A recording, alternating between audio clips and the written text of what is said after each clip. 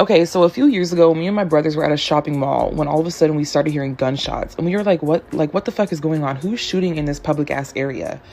And the next thing we know, we see this guy running towards us, and we know him, and it's like someone we know in passing, like that you see at the gym working out, or like, you know, just someone you see and you're like, oh, what's up, bruh? So he saw us and he was like, what's up, bruh? Like dapped us up. And he was like, they're shooting at me. And we were like, oh shit, like that's crazy. And like all of this happened within a matter of a minute or two. The next thing we know, we see this guy chasing after him like that's the shooter. And we were like, oh shit, like that's weird. And so at the same time, our ride pulls up simultaneously. So we get in the car, we go home, we don't think anything of it. We get in the house, we're about to roll up, and we walk outside. 3 of us walk outside. And the next thing we know, we all have red laser beams pointing at our chest, and we are surrounded by police, and we instantly put our hands up. And okay, so once we walk out of the house and we notice these laser beams on our chest, we all look at each other and we instantly put our hands up. All we have is weed. So we're like, bro, what is going on? Like, there has to be something else going on. And so they put us on handcuffs. They put us on separate cars, turn off all the radios, shut the doors. They just leave us hanging. And we're like, bro, what the fuck? And our other brother was still in the house with his daughter, and he wasn't coming out because the same police had tried to shoot and kill him a couple months prior, and he survived. So he's like, I don't trust y'all. I'm not coming out. My dad needs to come. So his father came and helped us all out. And basically what had happened was the guy who dapped us up was actually the shooter, and the guy chasing after him saw us get in the car at the same time, saw everything happen, gave them our license plate. The police pulled up on us. And, you know, they were making sure we had nothing to do with it. They had the victim do a cold show, which is basically looking at us to see if we had anything to do with it. We didn't. And they basically were like, oh, sorry, have a good night. And we were there for like 6 hours. Okay, so my freshman year of college, I had a psycho-ass roommate who would basically perform witchcraft on me while I was asleep. And she like demanded that I tell her where I was at all times when I was coming in and out of the room. And that just wasn't possible because I played basketball in college and I was in and out all times, and you're not going to tell me what the fuck to do, number 2. But so basically while I was asleep, she would do everything in her power to wake me up. She would roll her rolly backpack back and forth over the tiles. She would shine her desk light in my face, and she would crank the heat up so hot that I would be sweating to the point where I would wake up and I would look at her and she would be smiling, like literally staring at me, reciting some type of scripture or something. I have no idea. I didn't ask no fucking questions. But this was literally every night. And so one night she ended up leaving. And so I took a screwdriver and I popped off all the fucking knobs off the heater so she couldn't use that shit again. And when she came back in the room, she was crying, talking about, what did you do? Okay, so after I popped the knobs off the heater and my psycho roommate comes home, she starts flipping the fuck out, screaming at the top of her lungs, why would you do that? I'm gonna get the RA. And I'm like, please get the RA because I need help from you. Like, tell them so they can help me. So she goes and she tells the RA or whatever. And the RA is like, well, we can put the knobs back on the heater, but y'all need to figure it out amongst yourselves because you share a room.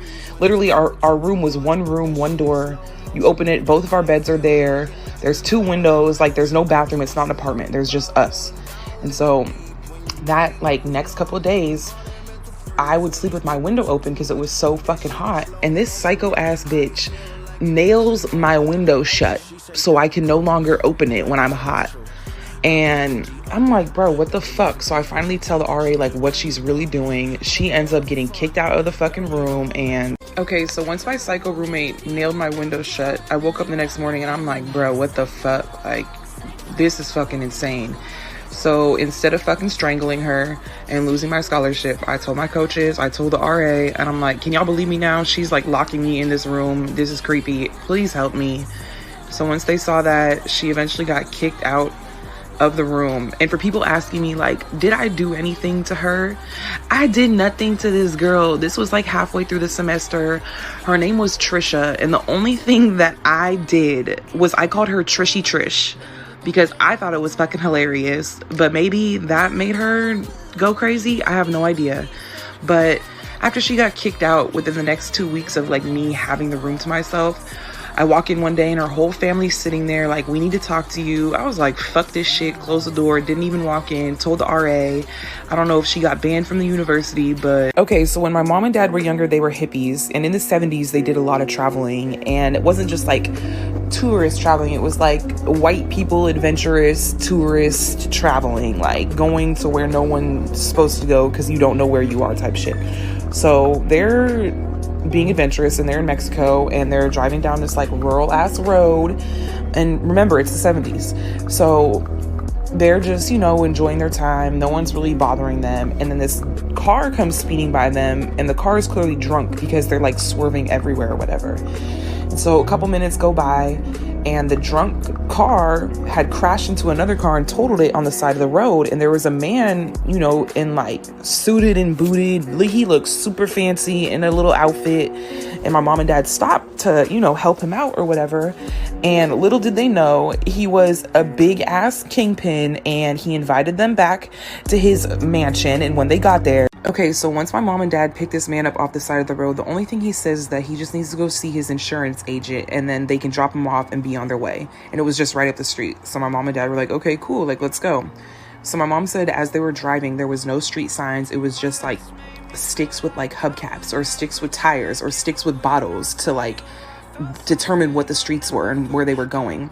And she said they entered this little town, and there were people running around, animals everywhere. It was just like an open little rural town or whatever. And then that they turned one corner, and it was this big ass white mansion.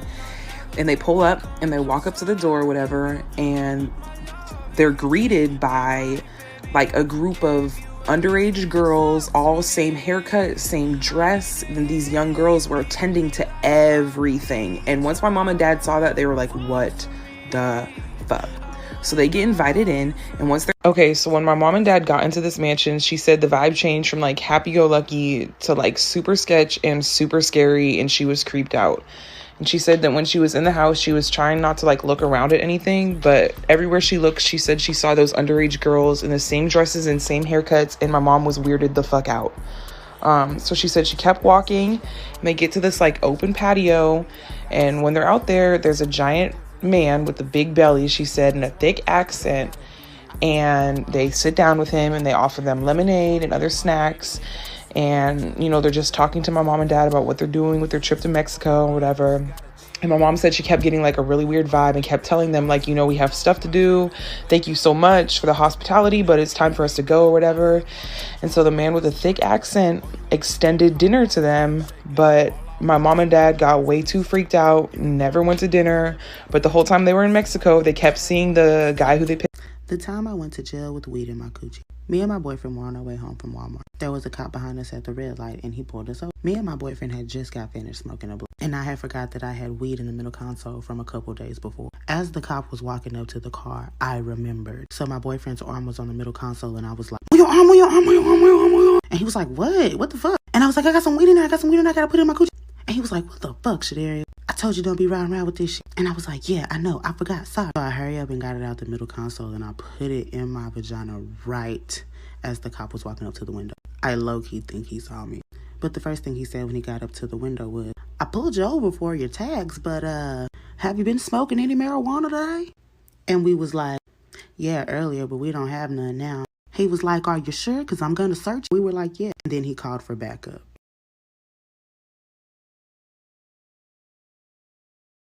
Weed in my cooter. So after the K9 looked at me, it just lay back down. A few minutes later, the officer got in the car, and he was like, "What's this warrant for, Miss Lady?" And I was like, I think it's criminal mischief." And he was like, "What'd you do?" I was like, "It's a long story. I don't really want to talk about it." And he was like, "I understand." And he started driving. And we were about halfway there, and he said, "Man, your phone's blowing up. I got a question for you. You don't have anything on you, do you?" And I was like, "No, that would be so stupid." And he was like, "Yeah, it would. It really would. Are you sure you don't have anything on you?" And I was like, "Yes, sir. Nothing of the sort. I wouldn't be that dumb." So silence for the rest of the ride. And we finally pulled up to the jail, and he let me out the car and all that good stuff. And we were waiting on him to open the door, and he said, "Are you absolutely sure you..." Part 4 of how I went to jail with weed in my bag.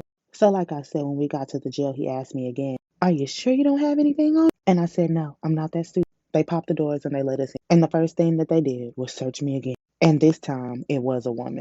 And the search was thorough. I low-key thought she was trying to fill me up. I should have filed a complaint. But she didn't find it. And she sent me to sit in the bookend.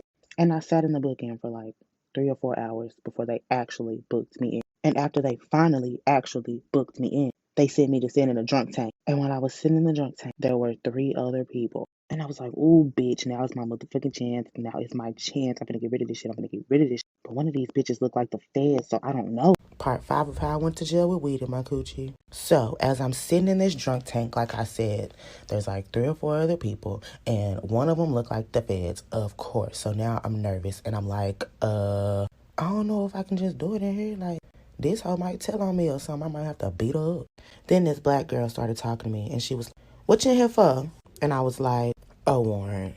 And she was like, a warrant for what? What you do? Why you got a warrant? And I was like, it's a long story, sis. And she was like, shit, we all in jail. We got time. And I was like, I'm not staying here. No, the fuck I don't. And at that point, I was like, you know what? I ain't finna wait no more. Fuck this. I gotta get rid of this shit. Next stop is the showers, and a bitch going to jail if they catch me in them showers. So I walked over to the motherfucking stop, and that bitch didn't have no door. That shit pissed me off a little bit. But I sat there, and as I was taking it, the officer opened the door and called my name. The season finale of how I went to jail with weed in my coochie. So like I told y'all in the last episode, as soon as I was getting it out, they opened the door and called my name. And I was like, oh my God, oh my God, oh my God. And then I was like, I'm peeing. And the CO was like, well, girl, you better hurry up if you want to get out of here. You done made bail, now hurry up. And I was like, okay, just a second. And when he shut the door, I hurried up and pulled that shit out my coochie, flushed the toilet, washed my hands, and got the fuck up out of there. As I was waiting to book out, the officer who arrested me was walking through the booking. And he saw me and he said, well, I'll be damned, leaving so soon? And I was like, yeah, you thought I was going to stay? And he said, yeah, for more reasons than one. But if you're leaving, that means they ain't got no reason to keep you. Huh? And I said, you're damn right they don't. And he walked off. And I got away with it, going to jail with weed in my coochie so I wouldn't get another ticket for having weed. Next time, I'm going to tell y'all the story about how I got a ticket for hitting the lady in the back of the head with some mashed potatoes at KFC. Bye. Storytime of how my entire virtual online class found out that I was pregnant, and one of them ended up telling my mom. So due to COVID, where I live, there is no in-person school, so everybody is virtual. So I was in my first block, and you only have to turn on your cameras for when she does attendance, and then when you're talking. So I was called on, and I had to answer a question, so I unmuted myself, and I turned on my camera. And then when I was done, I turned off my camera, and I think I forgot to mute myself back. After that, during that week, I was already having a pregnancy scare, so I FaceTimed my boyfriend, and I went to go take a pregnancy test. Mind you, I don't really listen in class to begin with, so I turned the volume all the way back down because when the teacher calls on you once, she doesn't call on you again. So again, I couldn't hear anything happening in the classroom. So I was on the phone with my boyfriend. I was freaking out while I was taking a pregnancy test, and it ended up coming back positive. So I started freaking out and I started bawling my eyes out. And in my room, I was screaming, I'm pregnant, what am I gonna do? I look back over and the session had ended.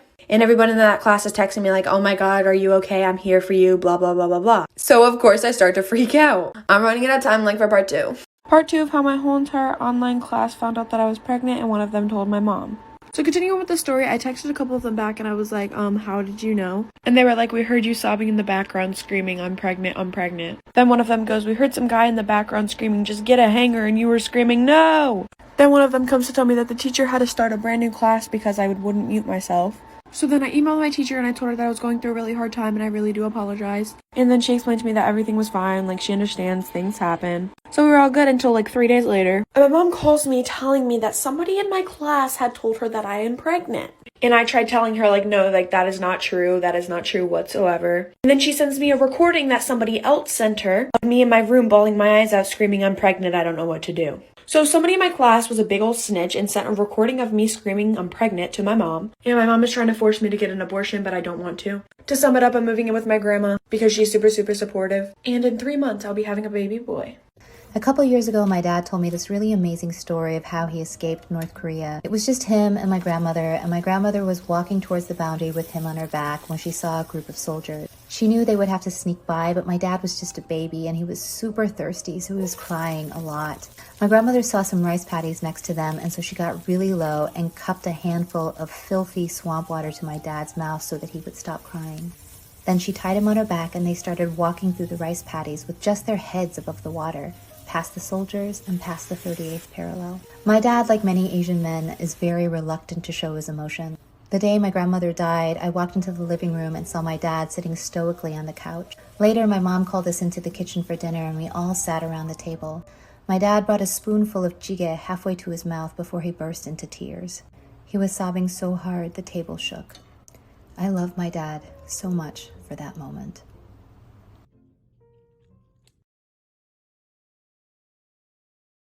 Storytime about why I'm not welcome back at my friend's house anymore. So when I was 10, I used to play softball with a girl named, let's call her Maddie.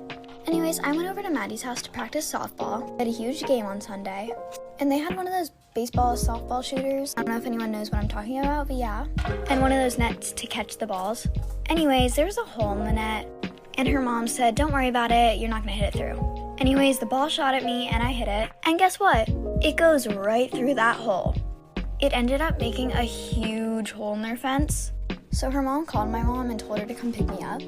But later that month, they found a hive of wasps. They also got a bunch of honeycomb from that. So really, they should be thanking me. This happened on a Friday. It was the 7th hour, my study hall, and I was doing my work when the teacher gets up and starts frantically putting paper on the window of the door, and she started yelling at the kids that were coming in the classroom, and then she turned the lights off and walked to her desk and stood there and told us that if someone were to come in the classroom to just run to the fire department. And then I knew what was happening, and I looked over to my friends and started crying. My friend Mason had his phone, and his dad was texting him asking him if everything was alright at school, and the teacher told him to tell his dad that everything was fine. But then there was a knock on the door and we all got scared. So the teacher runs over and looks outside the window, and it's someone that had just gotten locked out. Then she comes back in and starts talking to us and told me, Natalie, this is scary, but think of it as wearing a seatbelt. You put your seatbelt on in the car and you don't think that you're gonna get in a wreck today. You just put your seatbelt on and you will be okay. And my friend that was sitting next to me told me if someone was to walk in the classroom, she was going to throw her pencils at him. And then my friend that was behind me told me that her dad is a cop, and they were talking last night about how this kid in her brother and sister's grade wanted to shoot the school up. And I told her to tell the teacher, so she did. And then about 10 minutes go by and the teacher's looking at the windows and there's no cops out there, but everything is okay. And then I get scared. So I walk up to her and I sit in a chair by her, and my cousin is crying and people are trying to tell us that it's okay. Then it's about the end of the hour and the teacher says that everything is okay. And she turns the lights back on and we all get back to our seats, and then the bell rings and I call my mom because the school that I was in is in a different town than the other kids, and the high school is right by the middle school, and that this kid wanted to shoot up the high school. So I call my mom and I tell her to call the middle school to see if my little brother is okay because he's in that middle school. And I get to my next class, which is math, and we tell everyone about this, and no one except my class knew about this school shooting. My class was the only one on lockdown that day.